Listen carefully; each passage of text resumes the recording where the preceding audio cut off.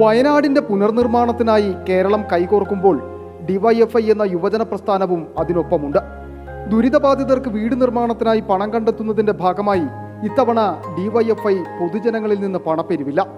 പകരം പ്രവർത്തകർ മറ്റു മാർഗങ്ങൾ തേടുകയാണ്. വണ്ടിയുമായി ഉൾഗ്രാമ പ്രദേശങ്ങളിലേക്ക് പ്രവർത്തകർ പോകും. ഓരോ വീടുകളിലുമെത്തി ഉപയോഗശൂന്യമായ ആക്രി സാധനങ്ങൾ ശേഖരിക്കും. മറ്റൊരു വാഹനത്തിൽ പാകമായ ചക്കകൾ പറിച്ചു കയറ്റും.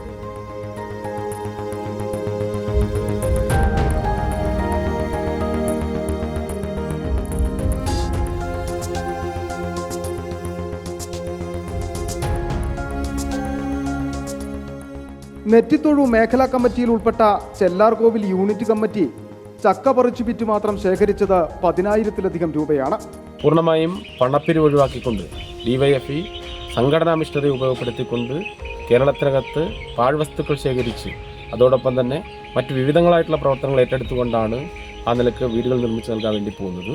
അതിൻ്റെ ഭാഗമായിട്ടാണ് നെറ്റിത്തൊഴു മേഖലാ കമ്മിറ്റിയിലെ സഖാക്കൾ തങ്ങൾ പാഴ്വസ്തുക്കൾ ശേഖരിച്ച് മാത്രം കൊണ്ട് സഹായിച്ചാൽ മതിയാവില്ല, അതിനും അപ്പുറത്തേക്ക് മറ്റ് പണം കണ്ടെത്തുന്നതിനുള്ള മാർഗവും കണ്ടെത്തണം എന്നുള്ള നിലക്കാണ് ഈ മഴക്കാലത്തും പ്ലാവിൽ നിന്നും ചക്ക പറിച്ചു കൊണ്ടുപോയി ഏതാണ്ട് 9.5 രൂപ ഒരു കിലോയ്ക്ക് കിട്ടും. അതിൻ്റെ ഭാഗമായി നെറ്റിത്തൊഴുവിലെ ചെല്ലാർകോവിൽ യൂണിറ്റിലെ സഹാക്കൾ ആ നിലക്കുള്ള മാതൃകാപരമായിട്ടുള്ള ഇടപെടലാണ് നടത്തിക്കൊണ്ടിരിക്കുന്നത്.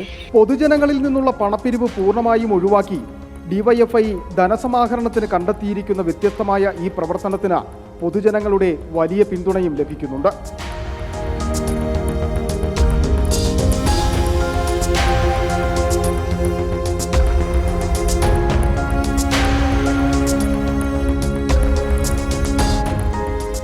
ഇത്തരത്തിൽ ധനസമാഹരണം നടത്തുന്നതിനൊപ്പം അവശ്യ വസ്തുക്കളും ദുരിതബാധിതർക്ക് എത്തിച്ചു നൽകുന്നതിനുള്ള പ്രവർത്തനവും ഡിവൈഎഫ്ഐ പ്രവർത്തകർ നടത്തുന്നു. റിപ്പോർട്ടർ, ഇടുക്കി.